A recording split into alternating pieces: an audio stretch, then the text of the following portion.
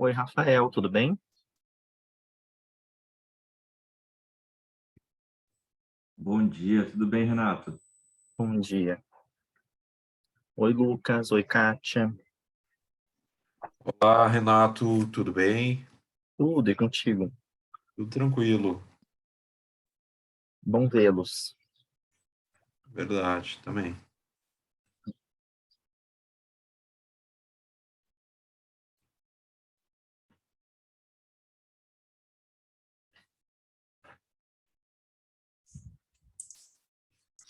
Bom dia.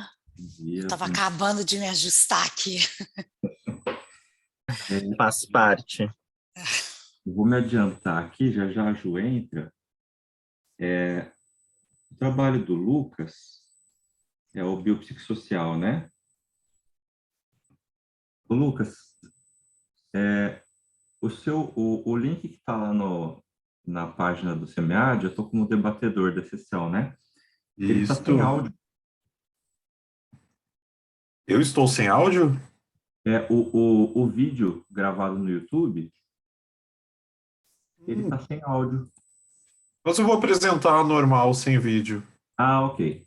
Beleza. Hum,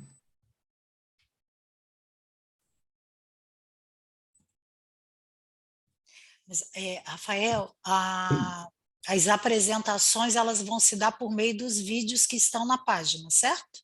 Isso, elas estão ocorrendo assim mesmo, Kátia. Tá Eu só certo. fiquei preocupado com o do Lucas, porque aquele link do YouTube ficou sem áudio. ah, Rafael, só para conferir, então, é diferente, então, no consórcio doutoral ontem. É 8 minutos de vídeo e 7 de apresentação, ou apenas 8 minutos agora? São 8 minutos de vídeo ou apresentação, né? E depois Sim. mais 8 minutos de discussão. 8 minutos, então, de apresentação, certo? Isso, exato. Isso Total. mesmo. Tranquilo. Posso apresentar, né? Normalmente, já que saiu sem o áudio. Pode sim.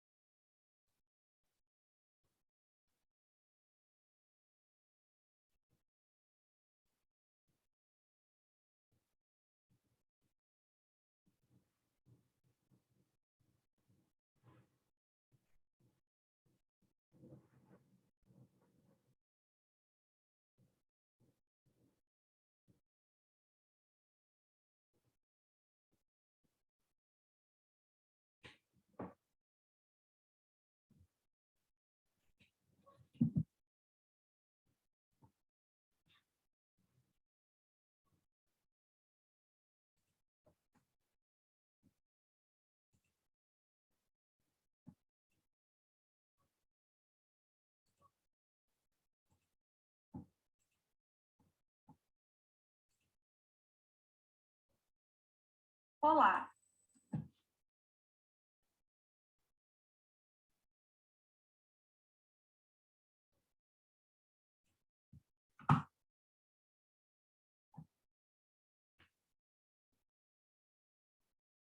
olá, eu sou a Rosana.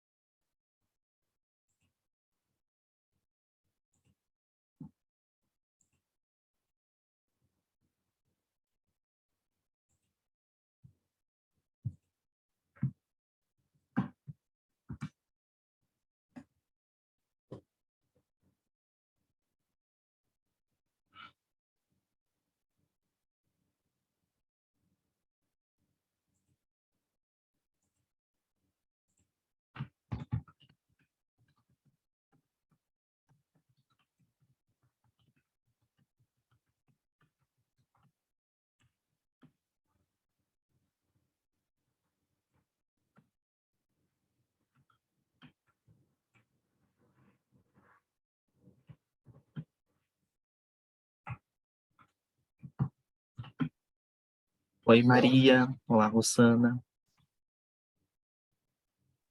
Bom dia. Bom dia, agora consegui tirar o... Eu estava... Rafael, estou como sua suplente, eu só passei para ver se está tudo bem, se vai precisar de ajuda. Oi, Maria. Agora a gente é meio parente, hein? Novakoski. Eu sou Então, é polonês o teu também? O Koski é igualzinho. Tá tudo certo, viu, Maria? Pode ficar tranquila. Então tá bom, porque eu estou como suplente em 2 sessões, então eu vou ver se na outra está tudo certo também. Tá bom, Depois eu volto aqui. tá jóia. Obrigado.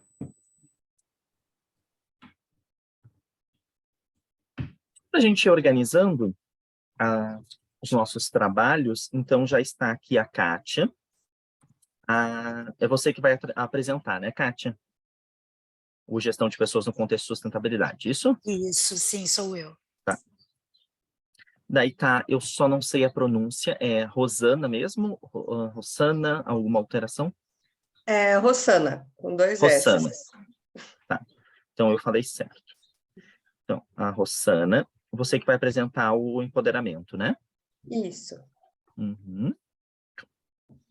Daí tem o Otávio ainda não está, e o Lucas, que vai apresentar o dele. Na ordem que eu tenho da programação, ficou gestão de pessoas no contexto de sustentabilidade, empoderamento, depois estratégias de enfrentamento da pandemia e biopsicossocial. Vocês têm alguma outra ordem ou a gente... Peguei da última da programação. Por mim, tudo bem. Daí seria a Kátia, depois a Rosana, o Otávio e depois o Lucas. Essa é a ordem que tu tem também, Rafa? É essa a ordem que eu tenho.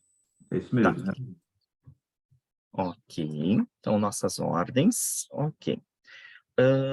Então, apresentação 8 minutos, o pessoal coloca mais ou menos 8 minutos para debate e Então, se a gente for indo assim, a gente vai ter uns 10 minutos para um debate final. A gente não chega até os 22, porque temos, né, uma sessão com 4 artigos. Mas não tem problema nenhum. Rafa, só para a gente se organizar, como é que tu queres fazer? A gente faz as apresentações, tu faz breves comentários, eu faço alguns complementos e a gente segue assim, ou queres propor algo diferente? Pode ser sim, Renato, tranquilo. Tá. E daí, depois a gente faz um grande debate, né, costurando os trabalhos de vocês, né, relacionado aí ao tema políticas, práticas, né, modelos de gestão de pessoas. 29. Vamos dar mais um minutinho. Não sei se alguém tem alguma dúvida. Eu vi que o Lucas já testou a apresentação, os outros não vão precisar, né, porque o Rafa coloca para a gente o vídeo. Mais alguma questão que vocês tenham? Acredito que não. Estou tranquilo. Tá. O Otávio Luiz já deve estar chegando. E daí a gente começa às 8h30. Só não vou começar agora para não dizer que a gente começou com um minuto de antecedência.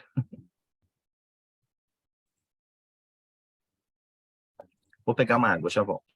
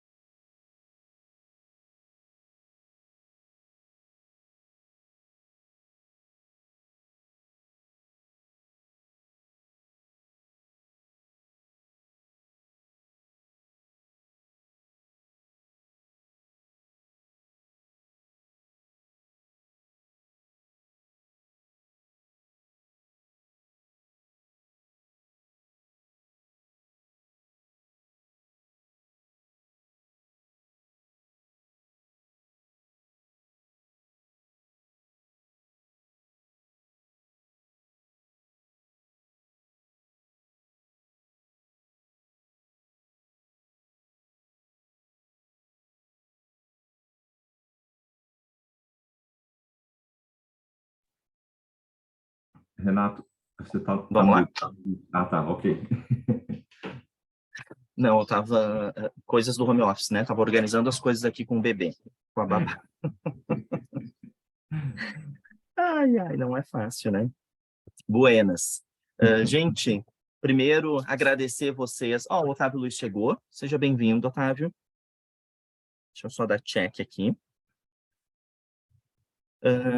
Então, agradecer vocês por terem submetido, né, o trabalho para o nosso tema, políticas, modelos e práticas de gestão de pessoas.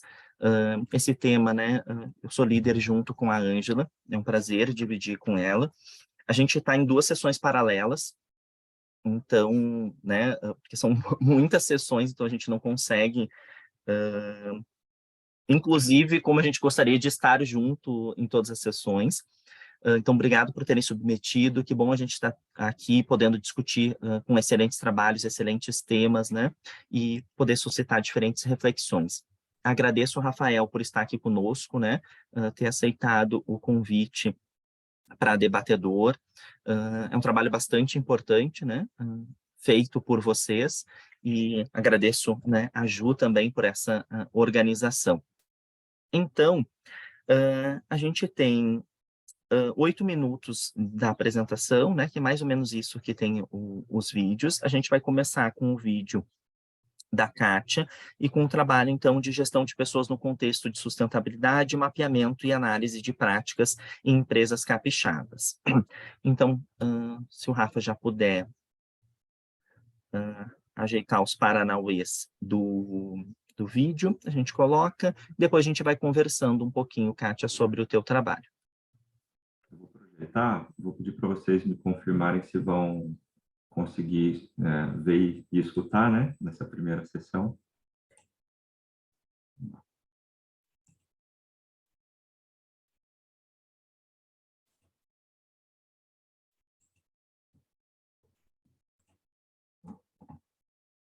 Poxa, não deu certo o compartilhamento, não. Deu um erro. Código 0.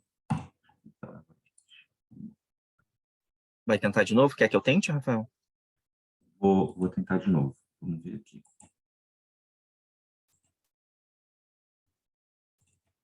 Nossa, deu o mesmo erro.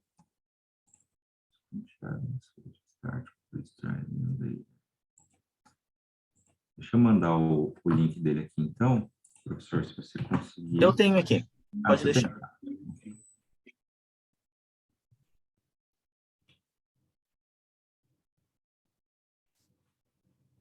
Vou até sair e entrar de novo na sessão, porque eu também não consigo mudar o background, então deve ser o mesmo na minha conexão. Já volto.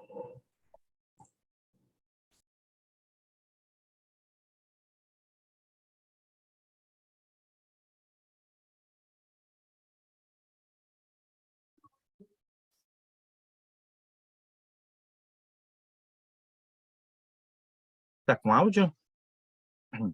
Não? Sem áudio? Está sem áudio.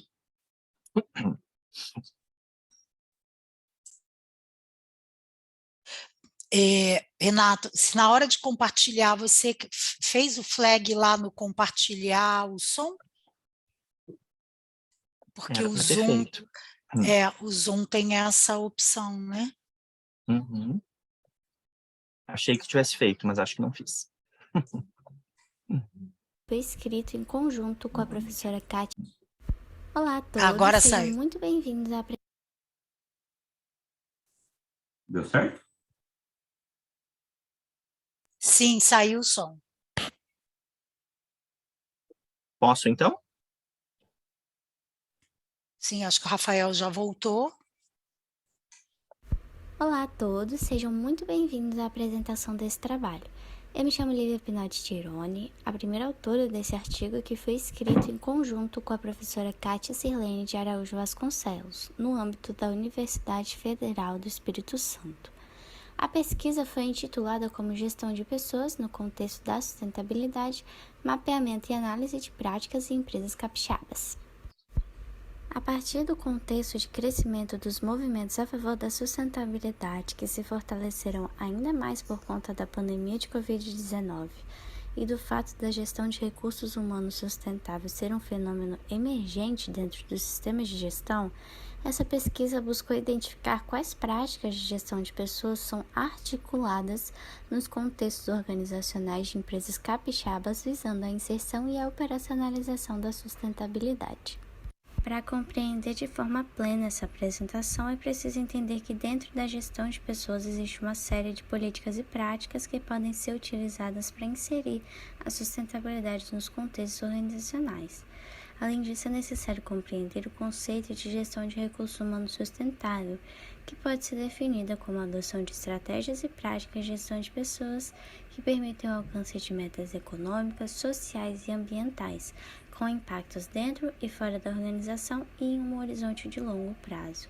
Por fim, é preciso ter em mente os 4 tipos de gestão de recursos humanos sustentável apontados pela literatura: a gestão de recursos humanos socialmente responsável, com fins econômicos e sociais, a gestão de recursos humanos verde, com fins econômicos e ambientais, a gestão de recursos humanos de resultado triplo, com fins econômicos, sociais e ambientais, e a gestão de recursos humanos de bem comum, com a finalidade de bem comum e a resolução de grandes desafios da sustentabilidade. Quanto à metodologia, trata-se de uma pesquisa exploratória de natureza quantitativa aplicada junto a 49 gestores de RH de empresas capixabas de diferentes setores e diferentes portes. Para a coleta de dados, foi utilizado um questionário eletrônico contendo perguntas acerca da caracterização das empresas respondentes e com 38 práticas de gestão de pessoas indicadas pela literatura como sendo aquelas que auxiliam na inserção da sustentabilidade organizacional. Os respondentes utilizaram uma escala para avaliar em que grau essas práticas são identificadas nas organizações e os dados foram analisados por meio de tabelas de referências cruzadas para relacionar as medidas descritivas com as médias das práticas e como esses resultados se relacionam com os 4 tipos da gestão de recursos humanos sustentável. Agora, indo para a análise dos resultados, em resumo, observa-se na tabela 1 que a maior parte das empresas participantes eram empresas de serviços do setor privado e de grande porte, e a maioria delas possuía uma área de gestão de pessoas estruturada. Além disso, a maioria das empresas insere a sustentabilidade em suas estratégias, seja na estratégia de negócios, na estratégia de gestão de pessoas ou em ambas. As 38 práticas indicadas no questionário foram agrupadas em 6 dimensões que são vistas na tabela 2. Por meio da análise de tabelas de referências cruzadas, calculou-se a média de resposta para cada variável. E pôde-se observar que as 2 dimensões com maior pontuação foram, igualmente, recrutamento e seleção e condições de trabalho. E, em contrapartida, treinamento, desenvolvimento e educação foi a dimensão com a menor média. E é importante lembrar que quanto maior a média, mais aquelas práticas são vistas nas empresas respondentes. Após a análise das dimensões, seguiu-se para a análise das práticas contidas em cada dimensão. Optou-se por destacar apenas a maior e a menor média dentre todas as práticas indicadas. As práticas que obtiveram maiores médias foram aproveitamento interno, comunicação aberta, direta e flexível, feedbacks periódicos, treinamentos, ambiente de trabalho adequado, transparência e clareza de papéis e responsabilidades e equidade salarial. Já as práticas que obtiveram menores médias foram recrutamento e seleção de grupos minoritários, participação de todos os funcionários nas tomadas de decisões, programas de voluntariado, programas internos de educação, incentivos aos exercícios e alimentação saudável, aconselhamento de carreira e participação nos lucros. Os dados permitem inferir que, mesmo em um momento em que a crise sanitária causada pela recente pandemia de Covid-19 ressaltou a importância de repensar a gestão empresarial no contexto da sustentabilidade, as práticas de gestão de pessoas dentro das empresas capixabas ainda podem estar voltadas para o desempenho financeiro e para o aumento de valor dos acionistas.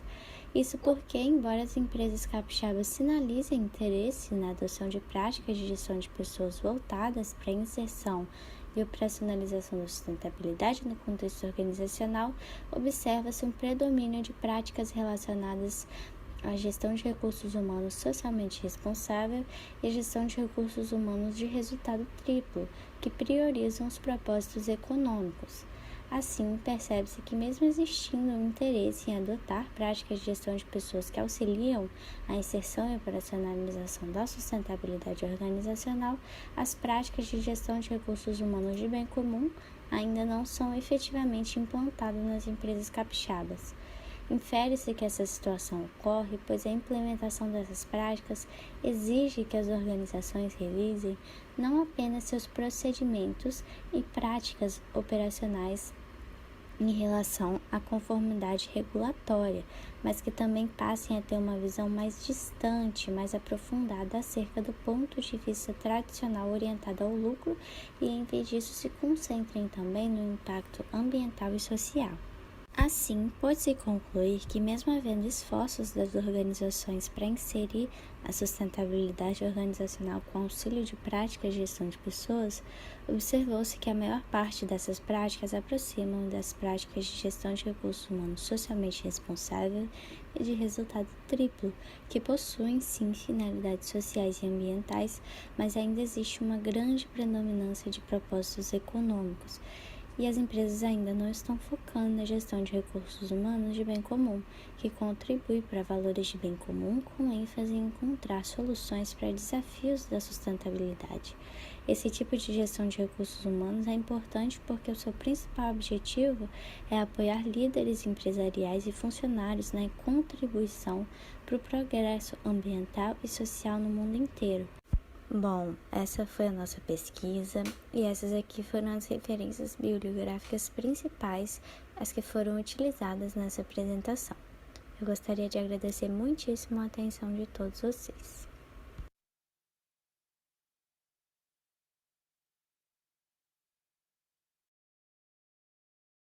Mas que entra as propagandas, né, e tudo mais. Obrigado, Kátia. E eu imagino que seja uma aluna, né? Depois vou deixar o Rafael fazer as considerações deles, mas eu já vou antecipar uma minha.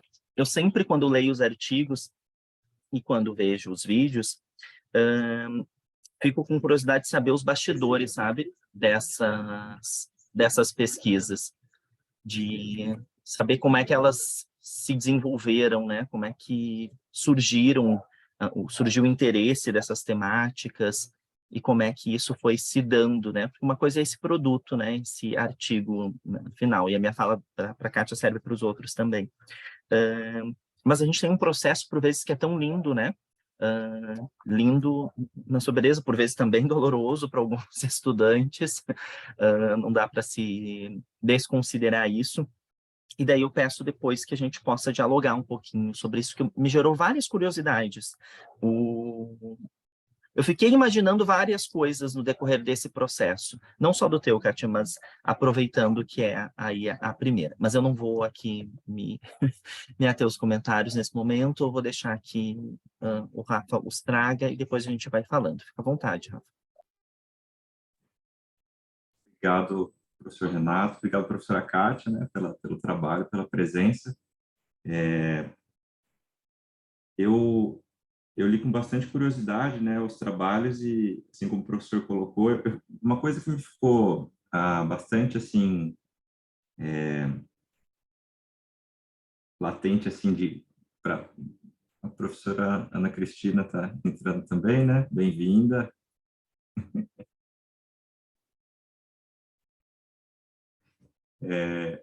Estão me ouvindo? Sim. Sim.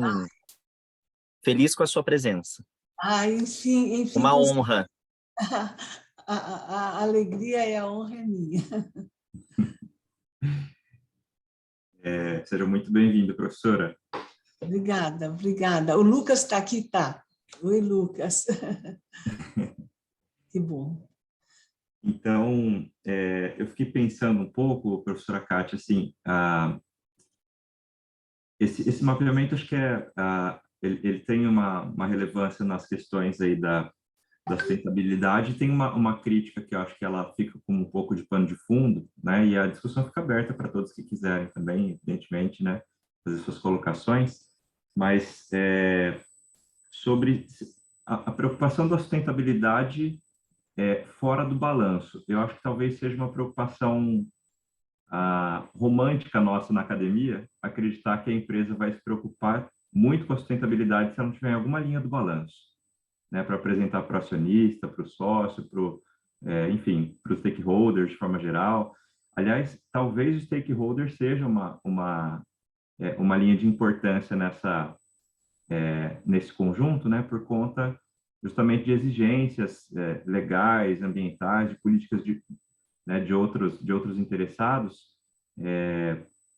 nesse momento em que a gente viveu no contexto mais amplo, né, do país um completo descalabro do ponto de vista ambiental, né, um desrespeito a muitas práticas, e essa agenda ficou nem em segundo plano, né, ficou longe de um segundo plano, ficou para trás de muitos planos. Então, quando a gente imagina, né, o Brasil participando de uma conferência do clima, por exemplo, como um membro de honra nesse momento, né, que vai ser, a gente entende essa dimensão. Foi muito curioso, e aí estou fazendo um compartilhamento com vocês fora academia mesmo, né, mas para nos questionar, quando houve, sem trazer um tema partidário aqui, mas quando houve a última eleição, a maioria dos chefes de Estado falando com o presidente eleito a respeito do clima, tuitando a respeito do clima. Estou curioso para conversar com o Brasil a respeito do clima, né? Então, eu acho que isso mostra um pouco dessa importância do contexto da sustentabilidade, que vai para além do balanço, né? Porque é legal, é sustentável a gente pensar em práticas aí de gestão de pessoas que levem em conta salários iguais, que levem em conta a participação de minorias, etc. Fundamental, né? Fundamental. Mas eu tenho a impressão de que aqui no Brasil a gente estava numa bolha sem falar de clima, né? E que esse é um tema bastante transversal a outros temas, né? A todos os outros temas, né? A todos os possíveis ministérios de um governo, a todas as áreas de uma empresa, né? Então, eu fiquei pensando um pouco nisso, né? Apesar de toda essa importância do tema, se ele não estiver inserido no balanço de alguma forma, por meio de regulação de práticas, por meio de políticas públicas, se ele vai ter essa mesma importância, né? Então, é um pouco dessa provocação que eu queria trazer aqui para essa discussão.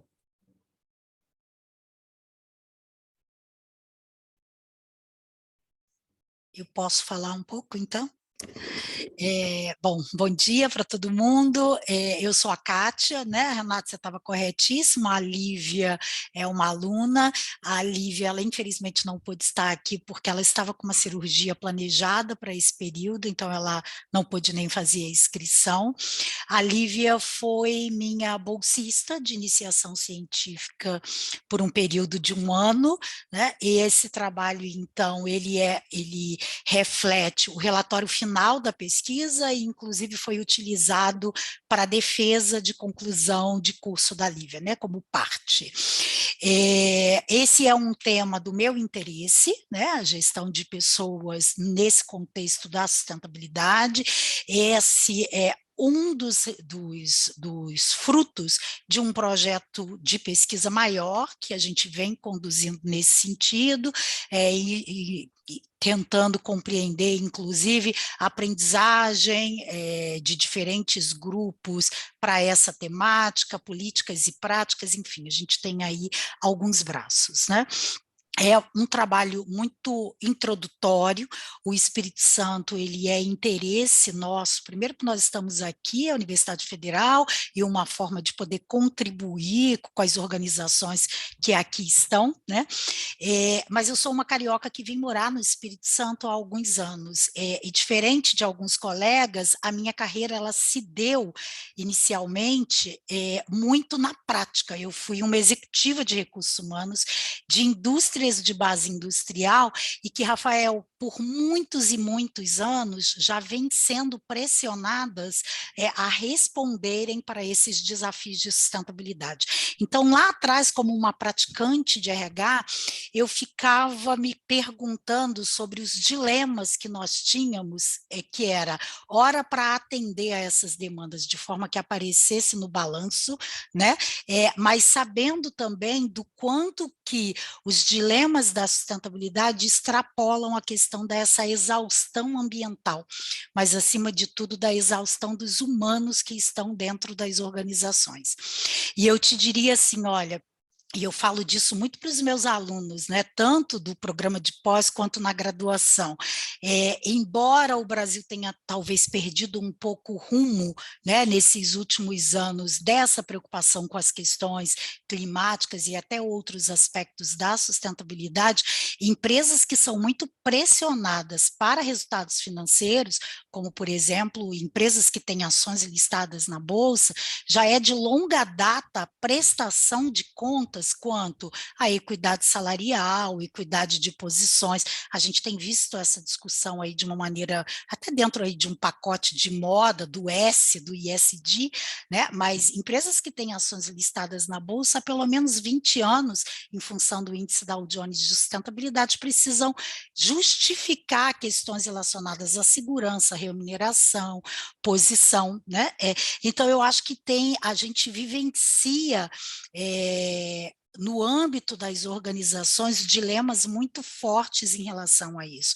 E o trabalho, ele teve como propósito fazer esse mapeamento, mas acima de tudo, mais do que identificar quais, identificar de que forma a função recursos humanos vai precisar repensar seu posicionamento, as suas políticas e as suas práticas, de forma a apoiar as organizações nesse alcance, mas não somente olhando para os aspectos da linha do balanço, mas acima de tudo, de fato, tentando lidar com algo que talvez ainda esteja muito escondido, mas que é aquilo que a gente não consegue ver ou dar a importância ainda hoje, que é nessa questão da preocupação do clima, e que para mim representa essa exaustão mesmo ambiental, mas da gente conseguir trazer cada vez mais à tona a discussão da exaustão desses humanos que lá estão, né? Porque se a gente efetivamente não cuidar disso, talvez não tenha política, não tenha prática ambiental, enfim, que dê conta de responder, porque quem põe isso em ação pode estar cada vez mais se distanciando disso, né? Eu não sei se eu consegui falar um pouco do que você me provocou. Sim, trouxe muito para o tema da gestão de pessoas mesmo, né? Que acho que é a temática mãe aqui desse debate, muito bacana. E olha só, né? Eu acho que é legal assim, a gente pensar nesses reguladores, né? Como os índices de bolsa que exigem, né? Eu também, eu sou ainda executivo de uma empresa pública, de um banco público. E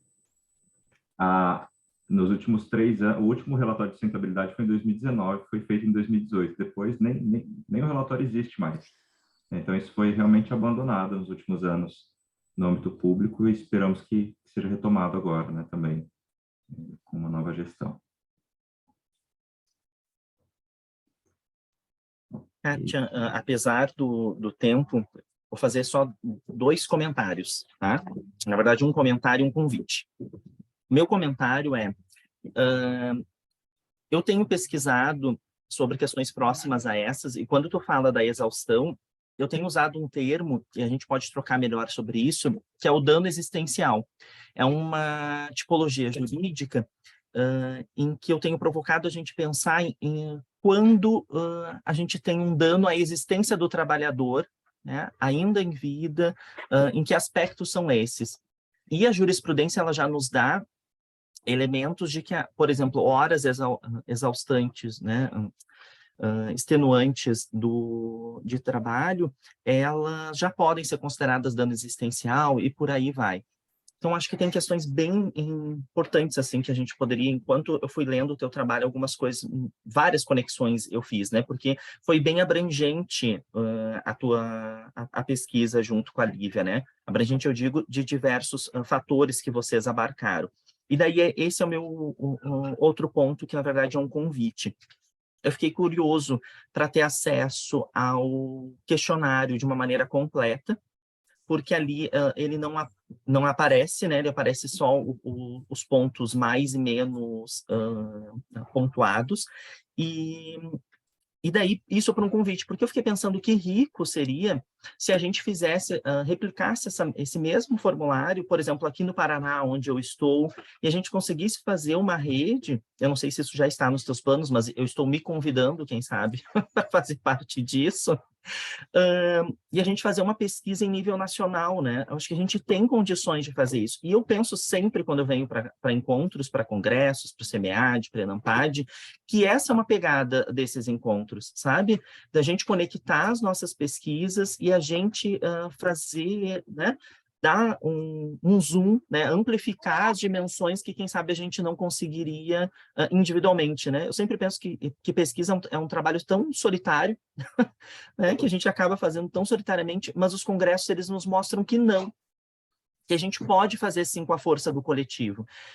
Eu tenho certeza que tendo esse formulário, com as nossas trocas, a gente trocando grupos de pesquisa, né, um participando do outro, né, e chamando uns aos outros, eu tenho certeza que eu teria lindos e lindas orientandas que topariam replicar isso, e a gente, sabe?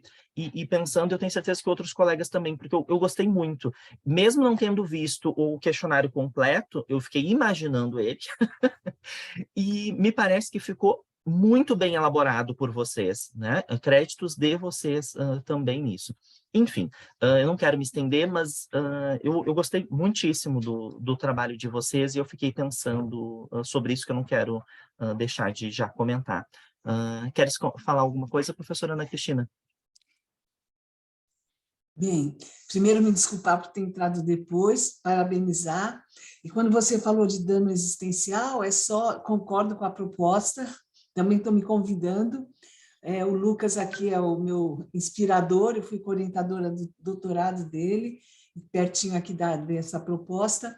Acrescentar ao que a Kátia falou, concordo totalmente, dizer que o Espírito Santo é o local para se estudar isso, porque ele traz dois fenômenos básicos.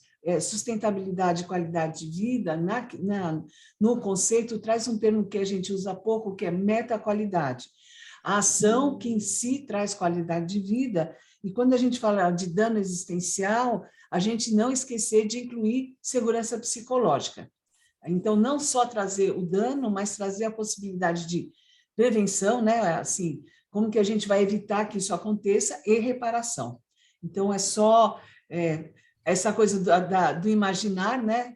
Vamos salvar de novo o Morgan, que eu acho que ele é um grande inspirador para essas questões do imagético, e cumprimentar, eu estava falando para o Lucas aqui, estou muito feliz de poder estar participando. O prazer é todo meu, viu, Rafael? É só isso. Vou ficar quietinha agora. Obrigado, professora. Professor Renato, eu posso... seguir para o outro vídeo? Vou tentar compartilhar de novo aqui. Rafael, eu só quero... Desculpa, claro, eu só quero agradecer e dizer, Renato, que o convite está mais do que aceito, e a gente aqui se sente bastante honrado por isso. Depois, se você puder deixar o seu contato aí no chat, eu vou te mandar o relatório completo da pesquisa, porque por uma questão de espaço a gente optou por apresentar maiores e menores, mas o relatório completo tem todos os cruzamentos que foram feitos, e aí você tem acesso ao formulário, tá bom? Obrigada. Rafael, Renato, tudo bem? Opa. Olha só, depois, se nós pudéssemos, na próxima apresentação, eu apresentar, né? Porque a professora Cris tem um compromisso na BQ, então, se pudéssemos, Cris? Não sei se estão me ouvindo. Sim, pode ser até agora, Lucas. Se puder, mas, Lucas, eu estou lá, é a abertura de um grande evento internacional, que hoje é o Dia Internacional da Qualidade, mas eu estou me dividindo. Tranquilo, pode ser na próxima também. Como o coordenador da mesa desejar, mas se pudesse, não for prejudicar, seria interessante, não tem problema. Rossana, permite que o Lucas apresente agora?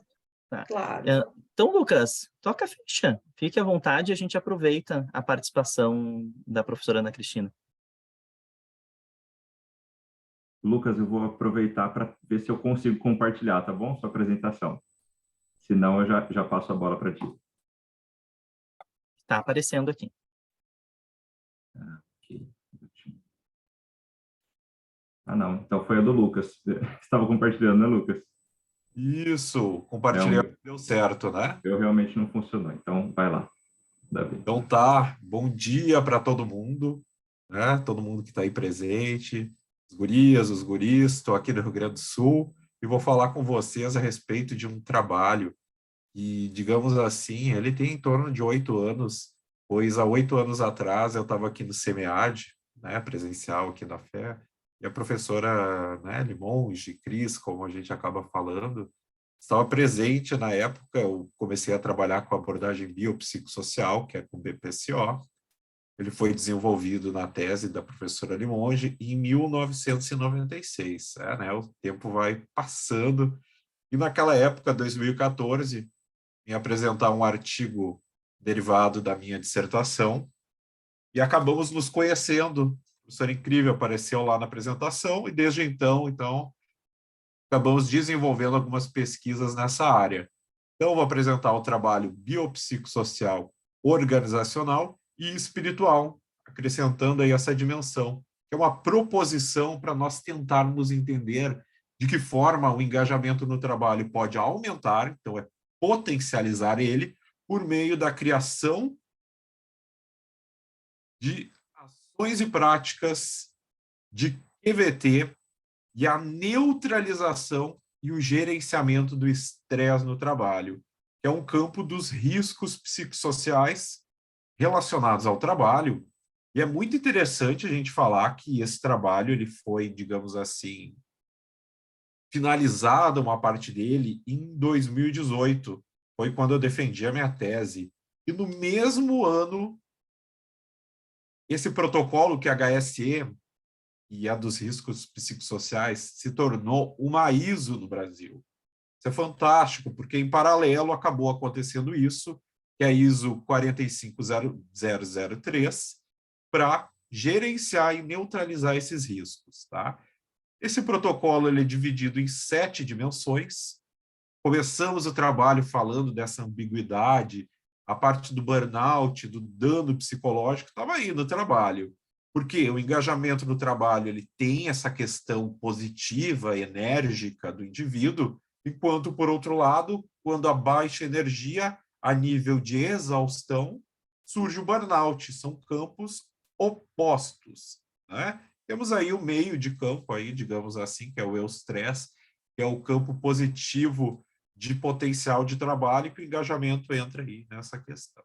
Então, a introdução ela acaba resgatando essas questões, entrando na perspectiva do BPSO, que é um instrumento que eu gosto muito, porque ele pode ser adaptado a diversas realidades, e ele tem um potencial tanto teórico, acadêmico, quanto gerencial, de tu, de fato, entrar lá no cotidiano de uma organização, desenvolver e adaptar esse instrumento, aplicar e melhorar o dia a dia. O objetivo geral desse trabalho, então, é entender, olha bem, né? De que modo se estabelecem essas relações. Entra lá, análise confirmatória, para perguntar, opa, como é que acontece a relação entre esses 3 fenômenos? Então, a gente entra ali. O referencial teórico, ele aborda, então, né, o BPSO mais E.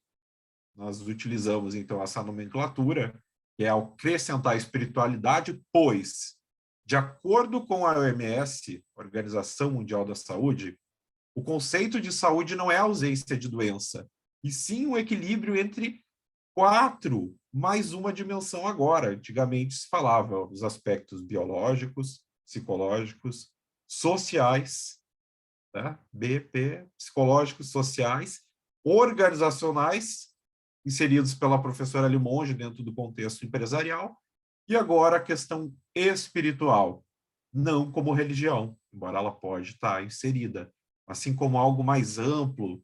Essas palavras estão disseminadas agora como empatia, realização, lá no topo do Maslow, estão aí. Riscos psicossociais, esses são os principais autores que nós temos a nível nacional e internacional. E, por fim, o engajamento no trabalho. Tem uma relação aí, né, que a gente vai do início dos fenômenos até chegar no engajamento, que é o final. Foram desenvolvidas, então, inicialmente 5 hipóteses, tentando entender a relação de influência entre cada um destes fenômenos. A metodologia do estudo é o estudo, então, recorte, a parte final de anos e anos de trabalho, E confesso que começa em 2014 e nós vamos passar de 2024 tranquilamente com essa pesquisa. Então, ela vai durar no mínimo 10 anos e pretendo levar para a parte prática, para a indústria agora, porque ela foi aplicada no sistema público, numa universidade federal, com técnicos administrativos na parte de educação.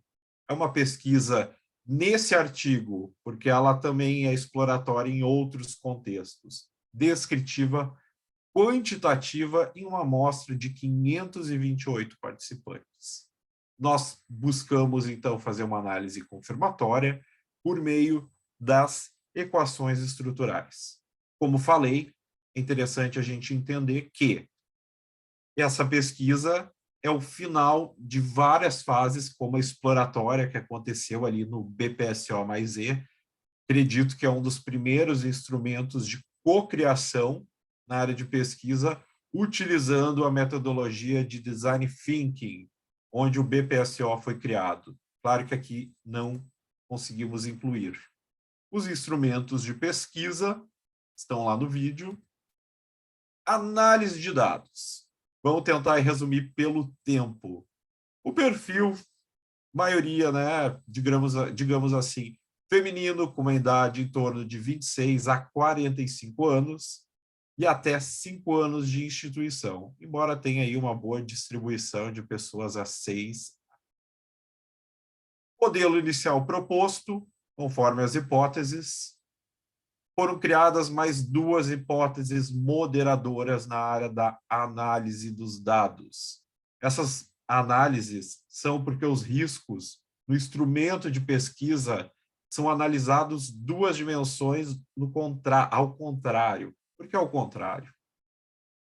Porque quando se fala de carga ao trabalho, quanto maior a carga, maior o nível de estresse. Enquanto as outras dimensões, quanto menor a sua incidência, menor a seu nível de estresse. Então, tem ali uma diferença nesse instrumento que foi validado anteriormente por nós, aqui para a realidade do Brasil, e são 35 questões, e hoje em dia também é utilizado nessa ISO. Então, é muito bacana, porque posteriormente as empresas agora no Brasil estão utilizando. O modelo final. Perguntei lá, né, no objetivo, de que modo isso acontece? Tá aí. Claro que pelo tempo não dá para conversar sobre cada uma dessas relações, mas o que eu posso afirmar é que todas hipóteses foram confirmadas. Em relação entre as 7, de fato, as ações e práticas de QBT, os riscos psicossociais, quando gerenciados, geram engajamento ou desengajamento. O que eu sugiro, digamos assim, e a professora Ana Cristina e o outro autor, o professor Luiz Felipe, é que a pesquisa seja ampliada, porque ela tem o potencial, eu acho que muito, a gente fala de academia, mas eu acredito que muito prático, um modelo de gestão para chegar lá numa empresa e dizer, olha só, eu acho que se a gente fizer isso, nós vamos aumentar o engajamento, e a teoria fala que acontecem tais aspectos. Para finalizar, então, o nosso referencial teórico está aqui. Agradeço a atenção de todos. E esse, digamos assim, é o nosso trabalho, né, professora? É isso aí. Obrigado pela apresentação, Lucas. Que bom, né, que a professora Ana Cristina conseguiu aqui estar presente, mesmo se dividindo nas telas, né? Nesse momento, mais nessa tela de cá. E, Rafael, quer tecer teus comentários iniciais? Professor, na verdade, se puder fugir um pouco aí do script, acho que eu gostaria até de ouvir a professora, aproveitar a presença ilustre dela aqui entre a gente, né? Mas, da minha parte, eu tinha alguns comentários, mas eu acho que vou abrir mão, em virtude do tempo, para ouvir um pouco a professora também. Pode ser? Pode, claro. Então, tá. Não, dá tempo de eu comentar, mas para eu não fazer nenhum viés, Rafael, comenta, e depois eu posso até introduzir a criação, vamos dizer, o brilhantismo do Lucas, como que foi essa evolução, e a minha surpresa ao ver alguém lá do sul do Brasil, de Santa Maria, quando eu tive que fazer o parecer do artigo dele, e aí eu fui na sala para ver se ele tinha entendido o que era a teoria, que eu me surpreendi, e aí eu conto um pouquinho o percurso e qual que é a contribuição e o modelo que está dentro da tese dele. Então, só para eu não enviesar demais, eu vou tentar falar pouquinho disso, para a gente abrir um pouquinho a discussão, mas eu conto tudo e faço uma síntese. Tá bem? Legal. Então, acho que eu vou ser bem breve aqui na colocação, pegar um dos comentários que eu tinha anotado para fazer, que foi alguns atributos que foram considerados aí como espirituais, né, para além de uma noção religiosa, que eu acho que são pelo menos na minha leitura, foram uma chave assim de entendimento desse trabalho, da importância dele para a organização. Eu até escrevi literalmente aqui em algum trecho, em alguma página onde estão escritos alguns, né? Acolhimento, compreensão, fazer a diferença, empatia, união, conexão. Né? Então, quando a gente pensa nisso, né, eu fiquei refletindo sobre até o porquê de chamar isso de espiritual. Né? Então, mas, ao mesmo tempo, entendo a proposta, inclusive a definição de saúde da ONU, né, que o Lucas trouxe no início da apresentação, como esse bem-estar físico, né, social, espiritual, e essa preocupação que, não por acaso aqui na grande área da gestão de pessoas, tem uma super conversa com o trabalho que a professora Kátia apresentou, junto com a aluna, né, com a Lívia, justamente sobre a sustentabilidade do humano que está ali, né, do ser humano que está ali.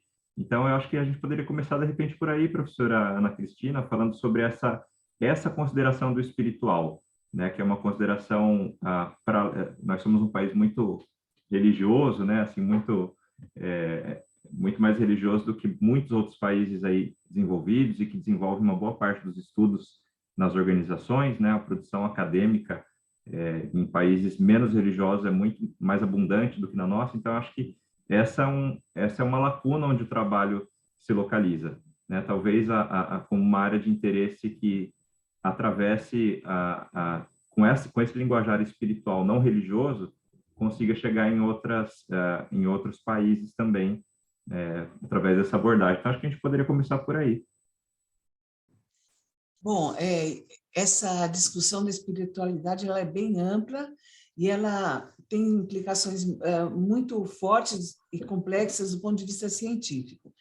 Eu vou falar só um pouquinho, completar um pouquinho sobre o trabalho que o Lucas vem desenvolvendo, que tem uma pegada bem quantitativa e estatística e que talvez ele leve agora para um pós-doutorado, e que acaba dando bastante solidez aos dados e essas implicações de gestão de pessoas, as entregas relativas a comprometimento, engajamento, quer dizer, soft skills tratada como hard skills. Esse que é o complexo nessa história toda e que essa engenharia, né, dos nossos dados é que atrai muito os engenheiros de produção e ele está sendo abduzido agora para um programa de engenharia de produção no Rio de Janeiro. Vamos ver o que isso vai dar.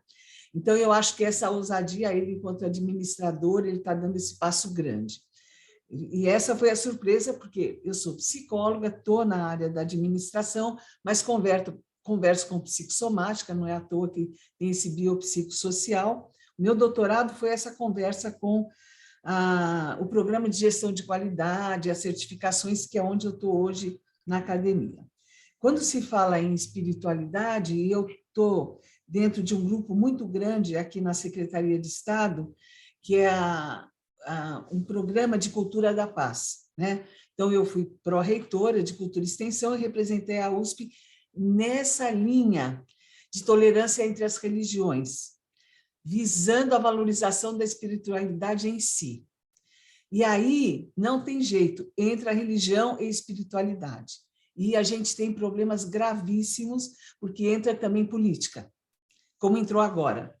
Então, esse campo, ele ainda tem uma demanda de qual é o filtro que vai ser utilizado. O Lucas usou o trabalho do Ricardo, esqueci o sobrenome do Ricardo Lucas, que você citou aqui, que eu fui banca de doutorado dele e outras coisas mais. O Ricardo, qual que é o sobrenome dele que você citou? Toda hora esqueço o sobrenome. Ai, agora não... É o último lá Desculpa, que você mas falou. era um orientando seu, né, que nós tínhamos... Não, ele era co-orientando.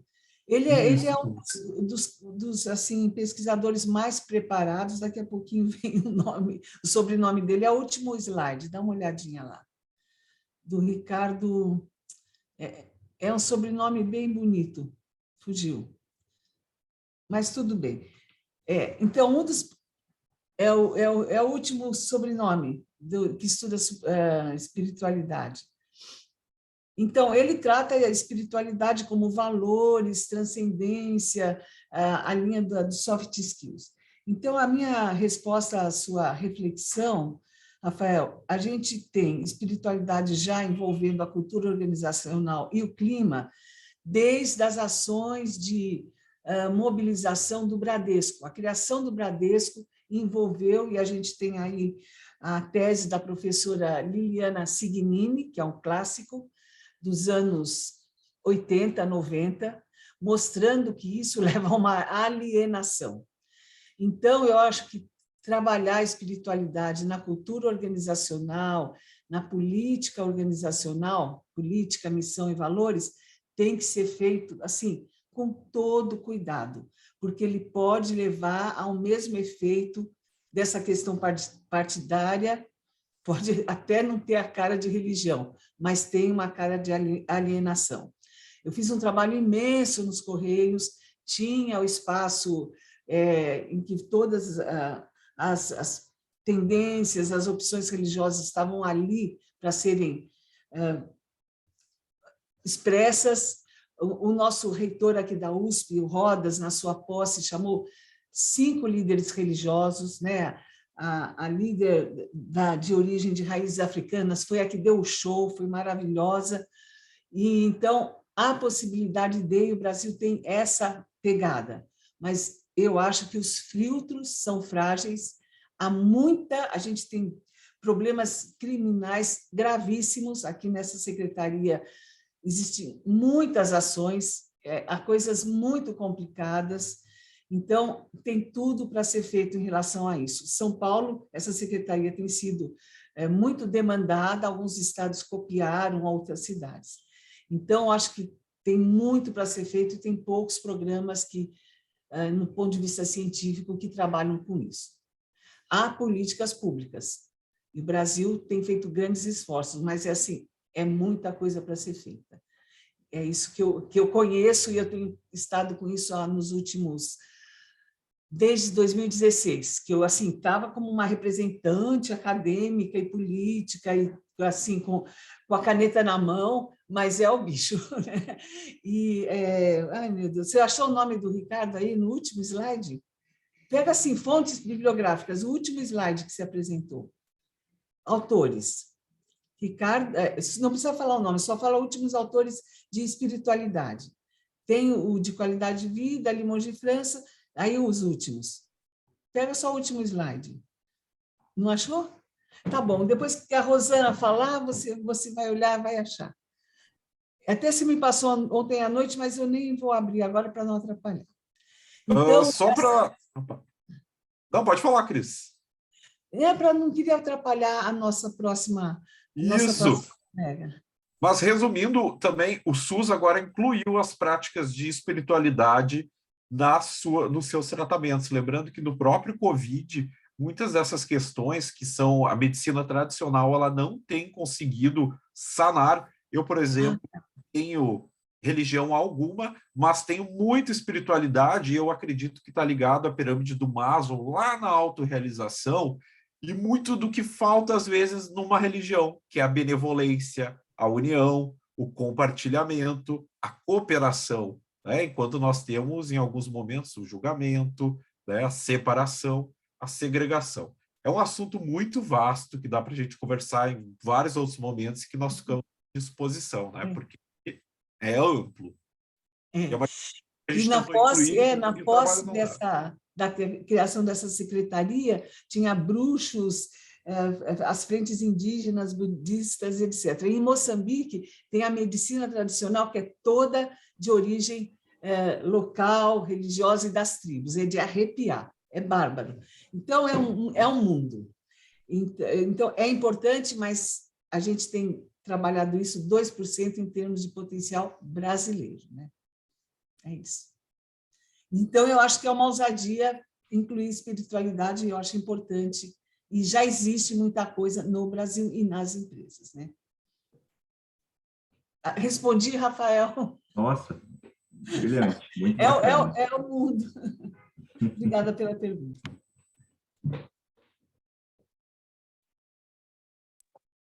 Sempre bom escutá-la, professora.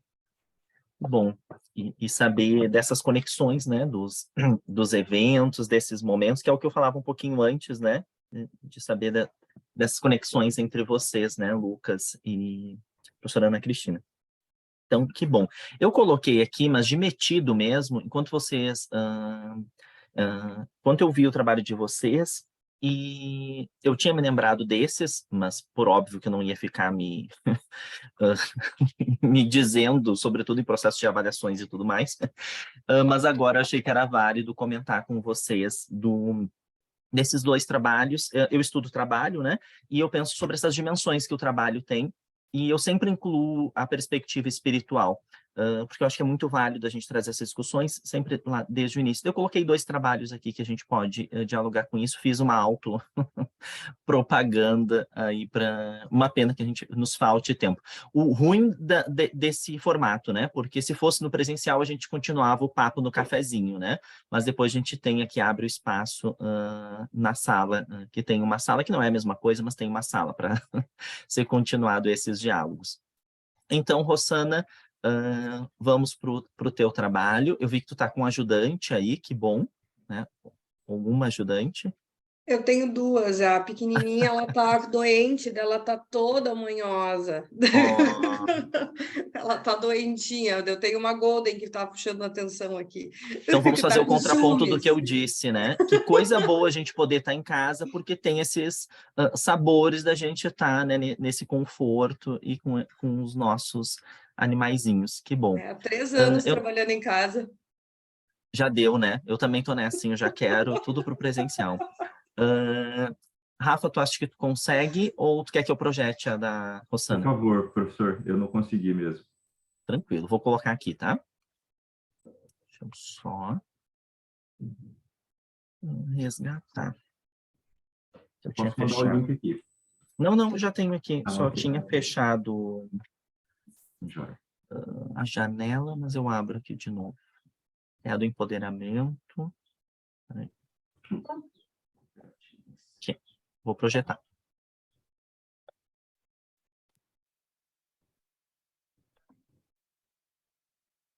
Olá, eu sou a Rosana Parisotto Ribeiro e vou apresentar um artigo intitulado como O Empoderamento do Empregado como Diferencial na Gestão de Pessoas em Cooperativas. Este artigo foi escrito por Thaís Assis Moura, eu, Rosana Parisotto Ribeiro e Ana Lígia Gil Spuni. Este artigo, ele trata da gestão de pessoas e como ela trata o empoderamento do funcionário dentro da cooperativa, né? Então, a gente utilizou o termo empregado, pois é o termo que normalmente se utilizam em cooperativas, né? Empregado ou colaborador. Então, o objetivo deste artigo, ele foi analisar o empoderamento do empregado relacionado positivamente com as condições de trabalho iguais, envolvimento dos objetivos da cooperativa, treinamento e capacitação e o reconhecimento.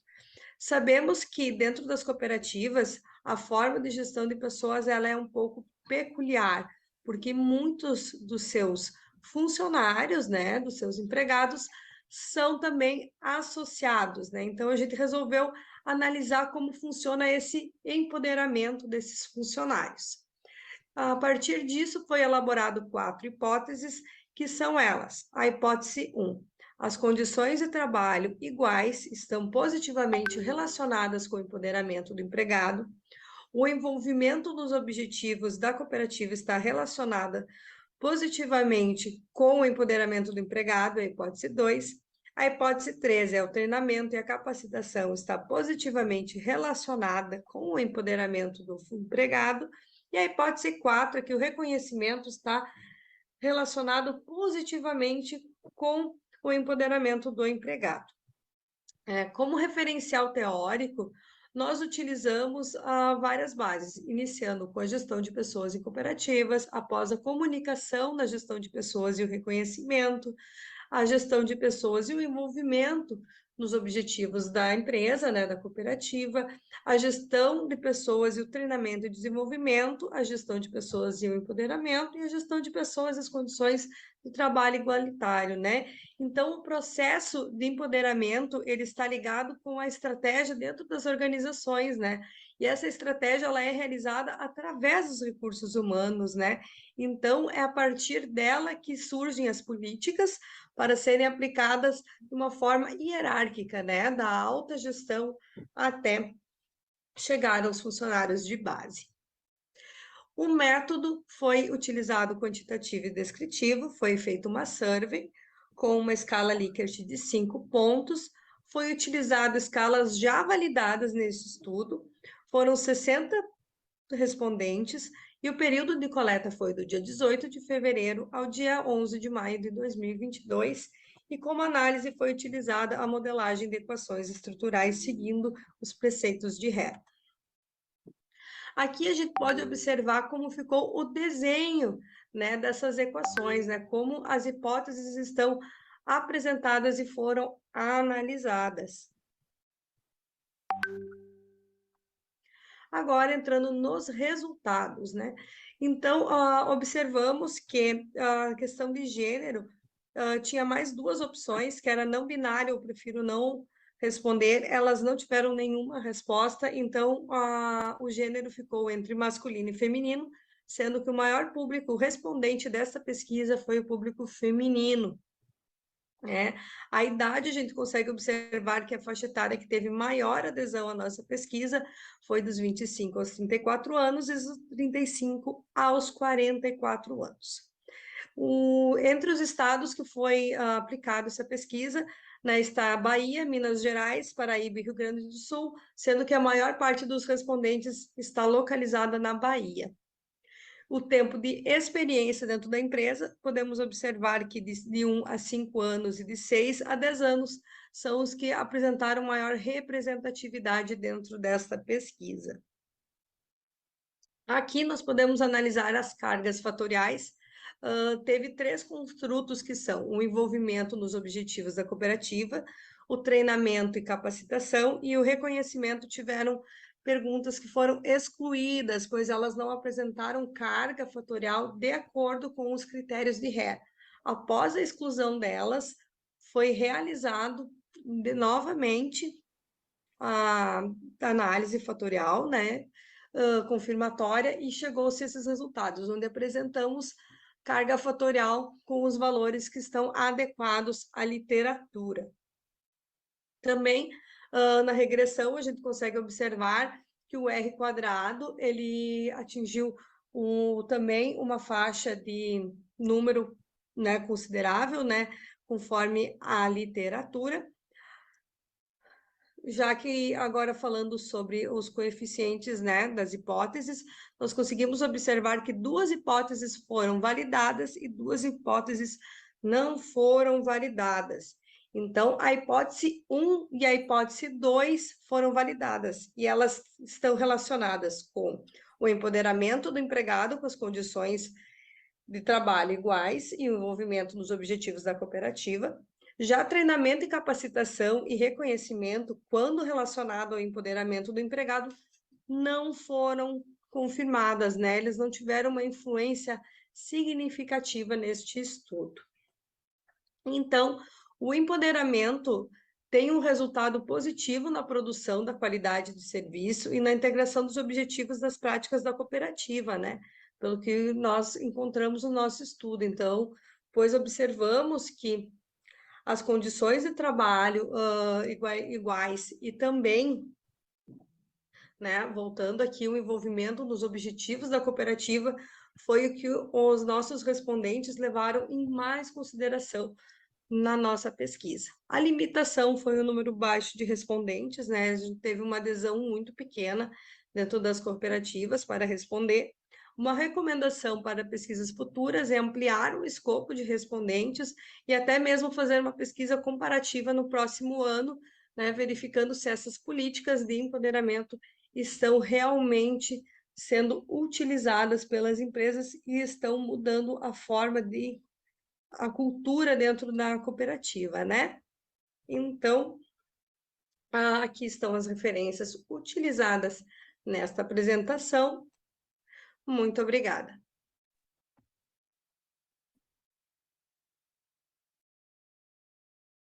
Obrigado, Rossana. É estranho, né, a gente agradecer a fala no vídeo, né? Obrigado, Rossana, pela tua fala. E eu fico balançando a cabeça, concordando, acho que é tu falando sempre quando eu vejo esses vídeos. Rafa, fica à vontade. Vamos lá. Rossana, o doguinho tá mais feliz aí, não tá não? É que ela é bem velhinha, ó. E daí ela tá com... Ela tem uns espasmos, assim, daí de vez em quando que ela dá um negócio assim, que ela tem uns espasmos. Daí ela fica querendo colo, querida. Tá certo. As vantagens aí do virtual, né? Eu, na verdade, fiquei com uma dúvida a respeito aí mais da metodologia mesmo. Sim. Que no seu trabalho está relatado assim, uma maioria de respostas na Bahia, né? E eu queria entender um pouco assim, um pouco desse contexto regional, como é que você vê essa questão do cooperativismo em termos aí de regionalidades, né? E aí o teste de hipótese, né? Para a academia, né? A gente falou, o treinamento, a capacitação sempre vão ser positivamente relacionados a fatores aí, e não foi o que o trabalho encontrou quando foi pesquisar essa hipótese, né? Então, eu queria ver se te ouvir um pouco sobre essa regionalidade, sobre não sei se é porque foi uma escala Likert, né? Mas fiquei pensando se a gente pudesse, né? Ou se a gente, talvez, não sei, não conheço a sua experiência com as cooperativas, conhecer qual o tipo de treinamento, né, que se dá que não empodera as pessoas, né, que não, de repente, nesse trabalho não foi encontrada uma relação positiva para isso. Então, fiquei bastante curioso mesmo, queria te ouvir um pouco a esse respeito. Então, eu vou explicar um pouco o contexto, tá? Eu trabalhei durante 7 anos como gestora de RH dentro de cooperativas.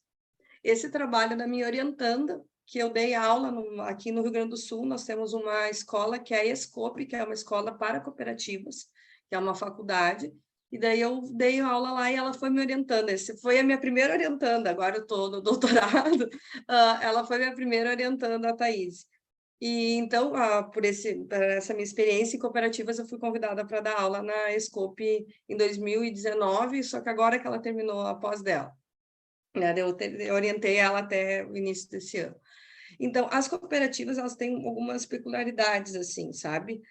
Principalmente na Bahia e no Rio Grande do Sul. Aqui no Rio Grande do Sul já não teve tanta aderência, mas no Rio Grande do Sul a cooperativa é muito forte, principalmente na parte de grãos, né? Nessa parte agrícola, as cooperativas aqui são muito fortes. Já lá na Bahia, elas são mais fortes na questão de médica e crédito. Então, elas têm essa diferença. Então, assim, a gente notou que na Bahia, né, quando eu cheguei a analisar os dados separados, peguei Rio Grande do Sul e depois analisei, só que a gente acabou não colocando na pesquisa. Eu disse, não, deixa que depois eu vou brincar com os dados um pouco, né, até para a gente treinar, né. E daí eu olhei assim, na Bahia eles têm um pouco mais de resistência a treinamento e desenvolvimento. Então, eu acredito que é por isso que não teve essa relação positiva, por essa resistência deles, entendeu? Dos funcionários, principalmente nas cooperativas, tinha alguma questão ali que pegava em qual setor, principalmente nas cooperativas de crédito. A gente notou, assim, uma certa resistência. Até eu tive um outro orientando, que também foi dessa pós das cooperativas, que ele também estudou algo parecido, né? Mas foi nas cooperativas médicas, ele apenas trabalhou nas cooperativas médicas, não quis abrir o leque como a Thaís, né? Então, já lá não, nas cooperativas médicas a gente observou que teve uma relação positiva, porque eles usaram o mesmo construto ali, sabe, para aplicar a pesquisa, né? Então, né, quando a gente fala nessa questão de treinamentos, eles usaram as mesmas questões. O Né? nível de Então, escolaridade não foi não diferenciado. foi. Tá. Daí, como a experiência deles trabalhando dentro das cooperativas, né? A Thaís trabalha numa cooperativa de crédito, e o meu outro orientando, o Carlos, numa médica, e eu trabalhei numa agrícola, né? Eu noto, assim, ó, que a questão dos médicos, eles têm mais... eles são mais abertos a treinamentos de desenvolvimento. Tá? Na questão do crédito, eles fazem mais para fechar horas, mais por obrigação. E na agrícola, eles fazem por obrigação. Eu sofria muita resistência quando trabalhava como gerente de RH de fazer, principalmente os gestores, participarem dos treinamentos. Era uma resistência, tinha que ir lá na sala, conversar, olha, é importante você participar, tinha que explicar, sabe, tinha que fazer reuniões e tudo para explicar que eles tinham que ser, de uma certa forma, modelo para os outros funcionários fazer. Se os gestores não fazem os treinamentos, os outros não vão querer fazer também, né? Então, tu tem que ser um modelo para a tua equipe, né? Tu tem que ser inspiração para a tua equipe como líder. Né? Então, tem por isso que eu notei, assim, por isso que eu falo, assim. E outra coisa, como a maioria são também associados, né? Então, assim, ó, eles não são só funcionários, eles não são só empregados, eles são associados, então. E eles sentem um pouco, eu acho que da resistência vem disso também, sabe? Que a maioria que trabalha dentro, principalmente na de crédito, também é associado. Porque, de uma certa forma, tu recebe pela tua cooperativa, então tu acaba se tornando, né, um associado, porque todo mundo que tem conta em banco cooperativa, né, em banco que é cooperativa, é associado. É interessante, está me lembrando a professora Rosa Fischer, da USP, ela deu um livro para a gente ler recentemente, que é sobre a Netflix, né? Estou até procurando o nome aqui, mas é justamente sobre esse empoderamento a partir das verticalidades, de alguma forma, né? Se a liderança não tira férias, se a liderança não tira a licença que tem direito, isso muitas vezes se torna cultura, né? O Lucas levantou a mão, acho que quer fazer alguma colocação, né, Lucas?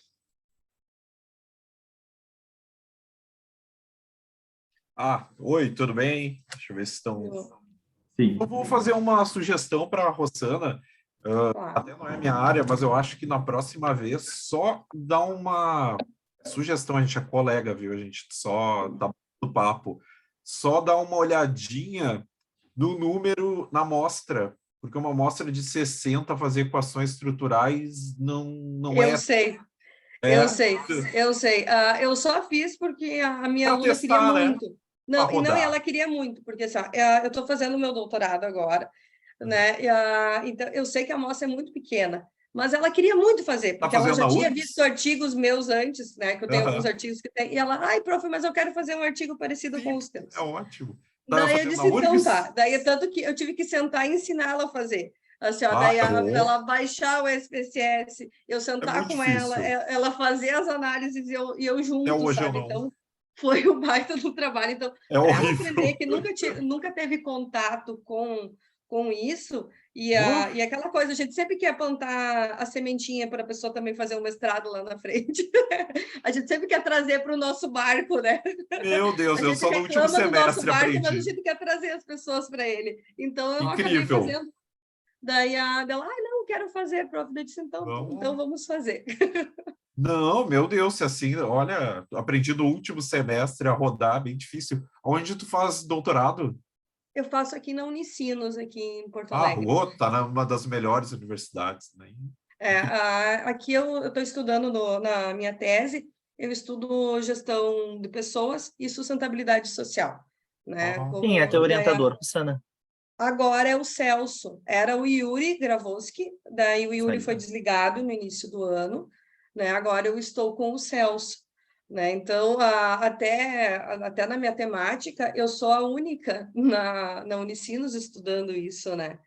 Até meu orientador ele é da área de marketing, né? Ele está mais comigo pelo método do que pela área, né? Então, depois que o Yuri saiu, eu estou um pouco abandonada, de uma certa forma, mas o Yuri por fora, assim, quando eu preciso de alguma coisa, eu corro para ele. Ele é uma pessoa extremamente generosa comigo e eu corro para ele, ele me ajuda.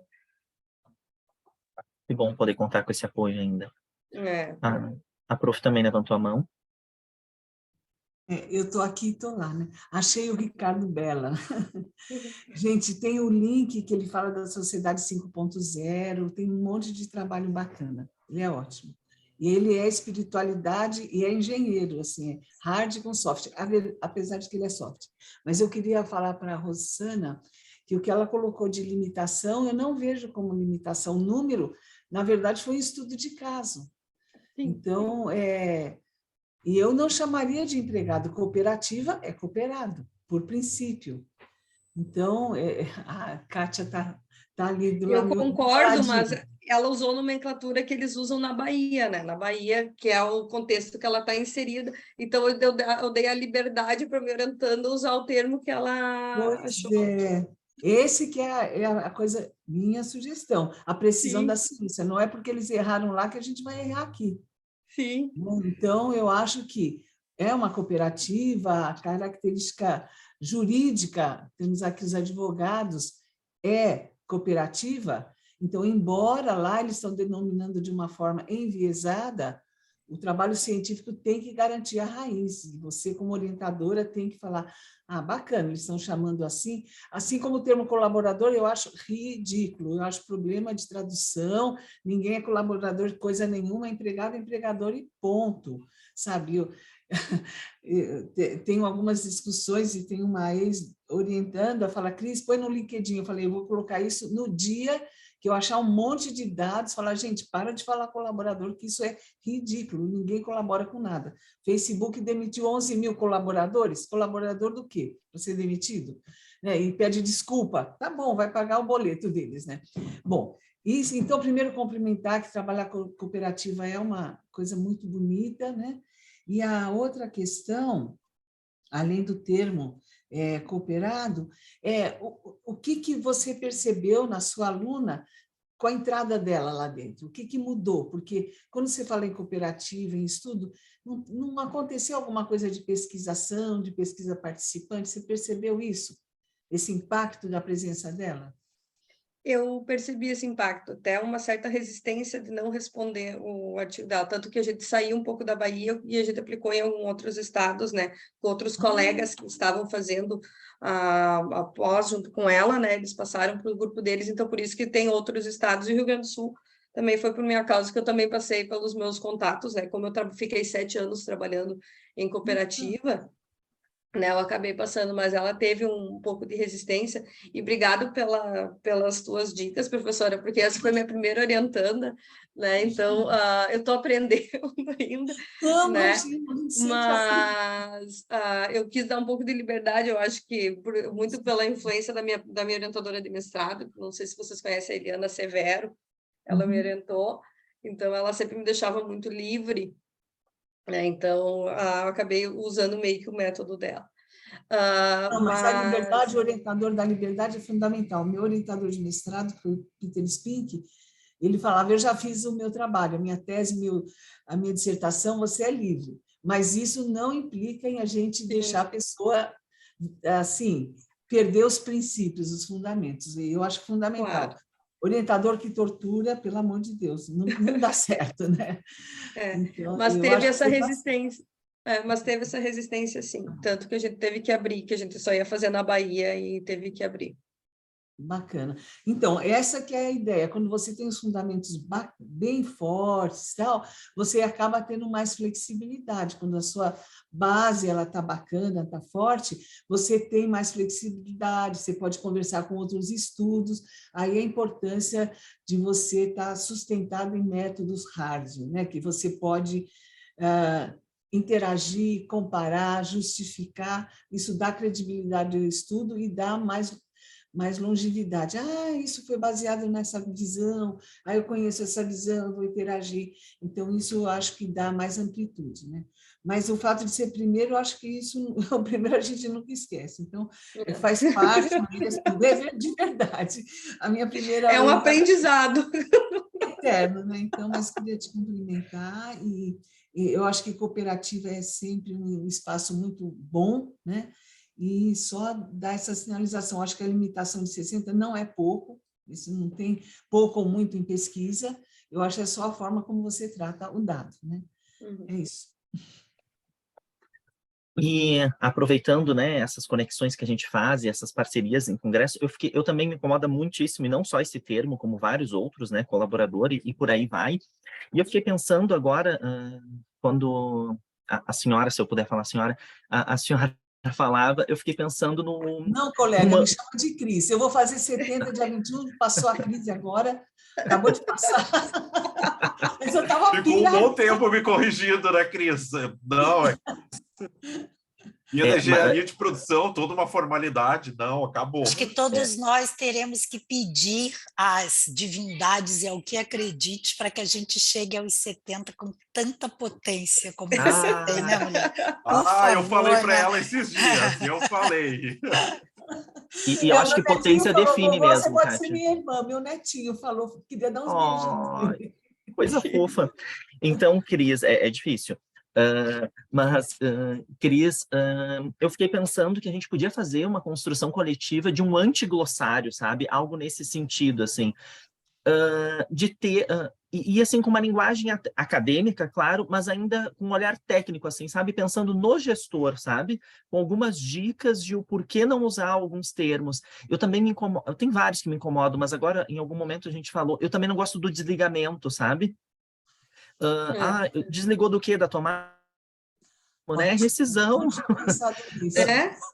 E tantos outros termos, assim. A gente até pode ir em sala de aula anotando, porque nada tão rico do que os alunos nos trazendo, né? Assim, eu acho que já faz assim, produtos do SEMEAD, você já abre, a gente pode fazer um tipo Wikipédia, sabe? Você já abre, perfeito. já faz, e cada um vai acrescentando e pronto. Sabe? E aí, vou fazer. O João Maurício... Renato, e assim, uma boa fonte disso é a própria literatura mais moderna, porque assim, eu te confesso que eu me divirto com um pouco do que vem sendo dito e escrito, né, por esse ambiente mais inovador, onde as pessoas fazem um discurso e usam termos assim, tem gente falando de inovação e cultura ágil e discutindo mão de obra. Metodologia ágil, né? E falando mão de obra, né? Falando de inovação e discutindo ainda capital intelectual, né? E que não faz sentido. Não faz sentido. Então, aí, entrando na vibe, eu acho que tem que ter uma liderança. Uma outra coisa, esses dias eu estava falando de liderança, falei, gente, influencer, ótimo, mas liderança é influência. Influencer é o líder virtual, né, se for pensar. Mas eu acho que podia ter uma liderança ou influencer, né? Tipo, duas pessoas que tocassem isso e vai puxando. Olha, a gente está abrindo aqui um espaço para... Como que você chamou, Renato? Seriam neologismos, né? Ou termos que são suspeitos, a gente não precisa usar esse termo, mas que puxasse... E eu acho que para dar um checkmate, quer usar o termo, mas usa isso de uma forma sustentável, né? Porque existe ainda uma banalização como se empregado fosse algo negativo, né? Falar empregado. Como se fosse feio. Positivo, exato. Sabe, um operário falar, meus pais eram só operários. Como só operário, gente? Um operário é uma coisa nobre. O cara pôs a economia para sustentar, para caminhar, para dar identidade, o cara sabia fazer uma ferramenta. Era só costureira, como só costureira, né? Minha sogra era costureira. Era uma beleza isso, sabe? É um horror essa depreciação. Né? Entrou mais um na sala. Só dando essa, né? Agora tu falando isso, professora Cris, vem muito também a questão da consciência de classe, né? Então, nessas nomenclaturas, às vezes, machucam algumas pessoas porque falta consciência de classe, né? Então, acho que quando a gente tiver uma consciência de classe bem definida entre as pessoas, que as pessoas entendam qual classe elas estão, eu acho que fica mais fácil. Muitas pessoas estão numa classe, mas imaginam que estão outra, né? Então, essa consciência de classe é um um problema que eu vejo assim muito grande aqui no Brasil, assim, entre as pessoas que eu convivo e um pouco da minha tese quando é sustentabilidade social, eu acabo pegando essa consciência de classe, eu estudo um pouco isso. E eu noto assim que eu vejo assim no meu dia a dia, as pessoas em volta de mim já não têm muita consciência de classe, então o dia que a gente tiver uma consciência de classe melhor esclarecida para as pessoas, elas não vão ter tanto problema em se identificar como um empregado, né, como um funcionário, como uma costureira, né? Então assim, ó, que não todo trabalho é digno. Né? Então, as pessoas têm que entender isso, que todo trabalho é digno, todo trabalho tem a sua importância, que não é porque eu sou costureira que eu sou menos que o dentista, não, cada um tem a sua importância. Puxa, isso dá uma tese. E aí eu acho que tem o objetivo do que seria o que vai se propor, né? Aí, Renato, você abriu um negócio desse tamanho. Eu acho que Não, a gente eu já fiz a minha construção aqui, ó. A gente faz um antiglossário, cada um faz um verbete ou mais de um verbete, sabe? Sabe aquele Ai, dicionário gente, do eu vou me trabalho do realizar Catani? tanto falando Sabem de aquele colaboradora dicionário que tem social. do Catani e da Lorena Hausmann? Ah, Naquela vibe a gente pode fazer, convido a Lorena também, que é ótima, e a gente faz um glossário nessa pegada, Rossana, e eu acho que a gente pode também colocar termos legais. Por exemplo, dá para fazer a defesa de por que usar empregado, percebe? De a falar gente tem disso que dar um caminho. da questão da classe social, enfim, eu acho que vai ficar lindo. Depois eu já faço aqui e os e-mails vocês já foram colocando, eu já abro num drive e a gente vai fazendo essa construção. É isso que eu amo de congresso, essas coisas que eu acho que a gente tem que... Então, e eu acho assim que já pode publicar já. Por quê? O que a gente tem no pós-pandemia? O medo do futuro, a falta de identidade, aquela coisa da demissão silenciosa. Então, está acontecendo tudo. Eu participei de uma mesa há menos de um mês com uma jornalista chamada Daniela Diniz, que ela está publicando agora essa questão da falta de significado, da monetização. O que eu vou ser? Eu vou ganhar dinheiro fazendo vídeo na internet. Então, a falta de identidade profissional. E eu acho que casa com essa coisa, afinal, para que serve gestão de pessoas? Então, estão mexendo com alguma coisa de para que a gente existe, o que a gente faz, por que faz. Então, se já der a gente produzir ou deixar acessível um material de reflexão desse jeito, olha, a gente está usando, a gente deu uma desviada, tem uma coisa, se a gente afinar um pouquinho a questão da identidade profissional, de termos mais precisos, vem pensar com a gente, eu acho que isso vai auxiliar. E muito essa coisa, o gestor de pessoas, ele é estratégico, alguma coisa nessa direção. Eu sou VP, não vou falar de pessoas, eu sou VP de TI. Não, é de gente, né? Então, RH é capital intelectual, acho que tem coisas que a gente não precisa fechar, a gente vai provocar. Agora, esse do influencer eu acho mais divertido de todos, né? E eu perguntei para a menina, desculpa, eu sou vó, né? Mas eu sou vó babona. Vou falar bem rapidinho, prometo. A gente estava num quarto, a minha netinha está conversando com a minha amiga. Eu falei, Bia, o que você vai ser? Eu vou ser ricaça. Como ricaça, né? E aí o papo veio, a mãe era dentista, a outra trabalhava no SUS, de repente tinha uns 10 em volta daquele celular, né? E veio, o que é ser ricaça como profissão? Bom, vocês veem que não é mais ser salsicha, não é mais ser engenheiro e tal. Então, essa falta de significado do que é ser um profissional, porque não tem identidade, né? Então, isso pode gerar uma reflexão a partir disso, desses neologismos e outras coisas mais, né? Então, é isso. Então, eu acho assim, eu apoio tudo que vocês fizerem e contem comigo. Lindo. Eu vou para o vídeo do Otávio. Otávio, eu tomei a liberdade, eu já está pronto aqui, eu acelerei ele um pouquinho, uma vez que essa sociedade cada vez mais acelerada. Por isso que o Otávio chegou. Oi. Obrigado, professor. Bom dia. E vou colocar aqui, e eu acho que não prejudicou a fala. Vai dar tempo, sempre dá.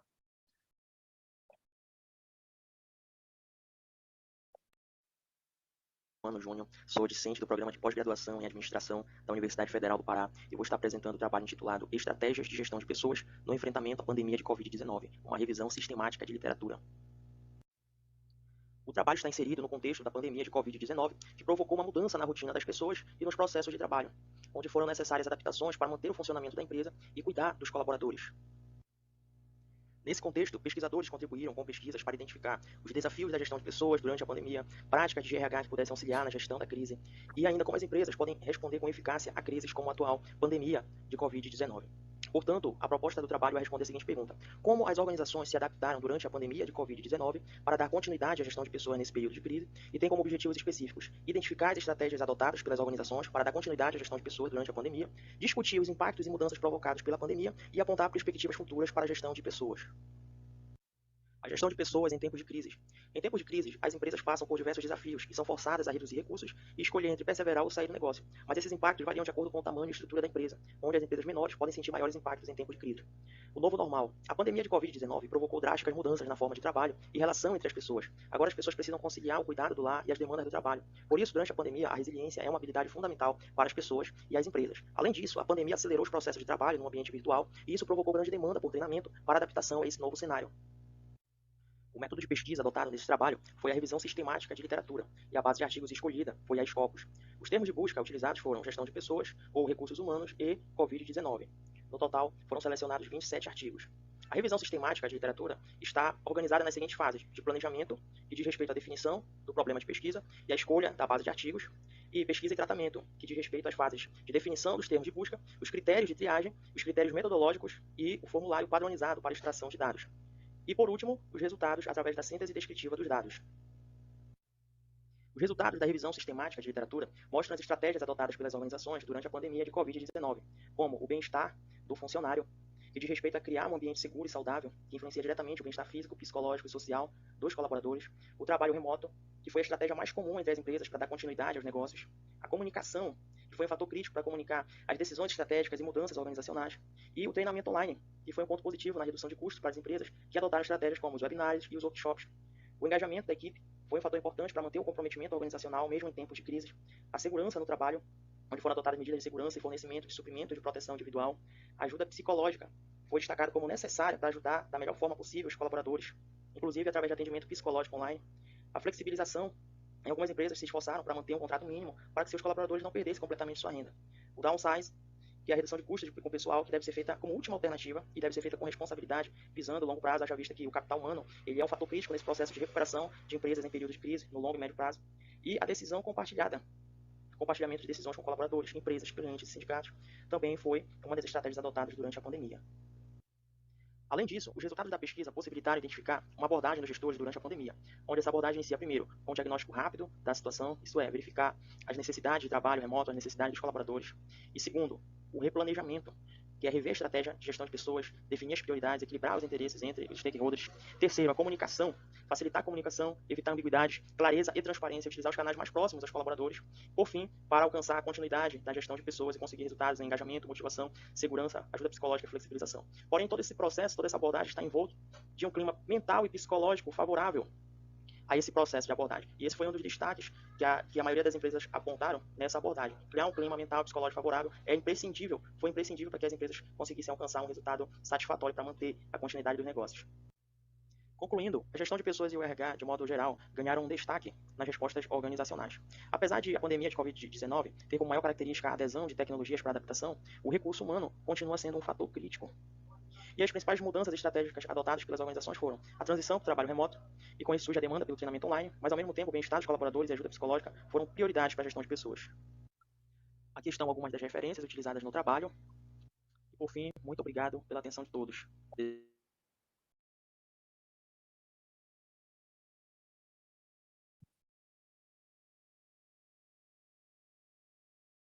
Ufa, deu tempo, né? 10 horas em ponto. Otávio, perdão por ter que dar uma acelerada ali, mas foi possível. Rafael, quer fazer algum rápido comentário? Ou... Faço sim. Até só para avisar a todos, né, a sessão ela abre e ela se encerra automaticamente. Então, se cair, é automático, tá? Mas geralmente tem uns 10 minutos depois das 10, justamente por conta desses imprevistos e tal, né? Então,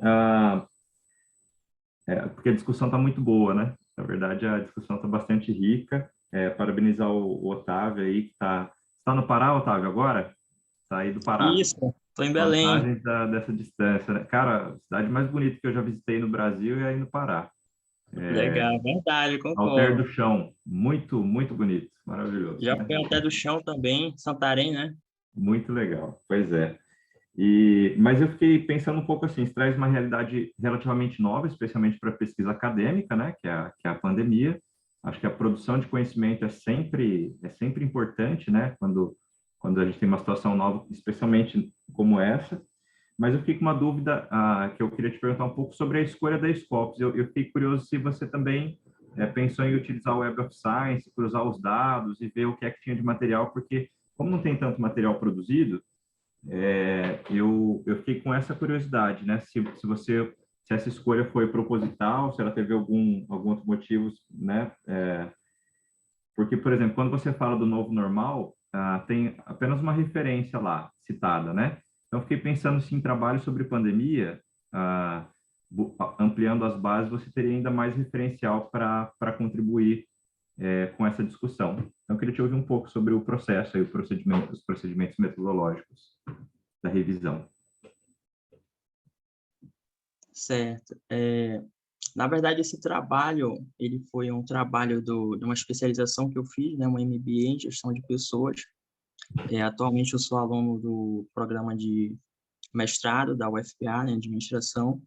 E aí, esse trabalho eu fiz ele no início de 2021, né? Então, eu escolhi a Scopus, né, porque é uma base que eu já tinha familiaridade, né, de trabalhar com ela, e para limitar também um pouco mais ali o escopo, né, para fazer um trabalho mais conciso naquela época, né, escolhi a Scopus, mas é claro que dentro desse contexto de bases internacionais, a Web of Science ela também é muito interessante, né, trabalhar com essa base de artigos.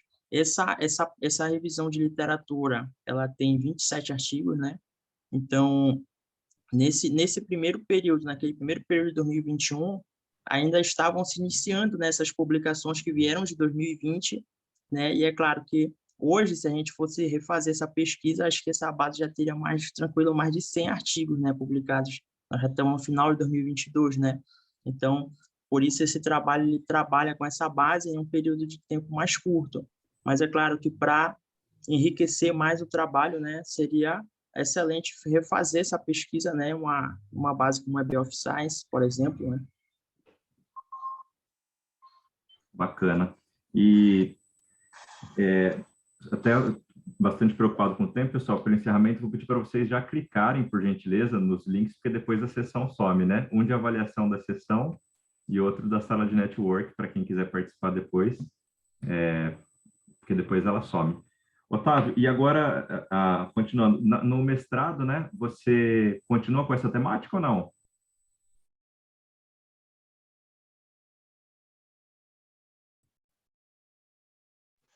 Na verdade, no mestrado, o meu tema é sobre bancos comunitários, né? Trabalhando sobre a perspectiva da inovação social, uma perspectiva mais de gestão social.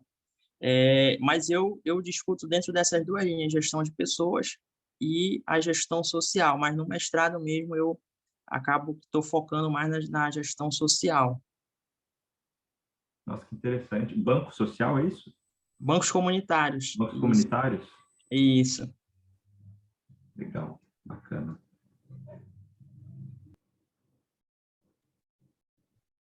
Antes de encerrar abruptamente, passar para o professor Renato, de repente fazer alguma consideração ou até um encerramento. Só agradecer, né, esse momento lindo que a gente teve, né, juntos.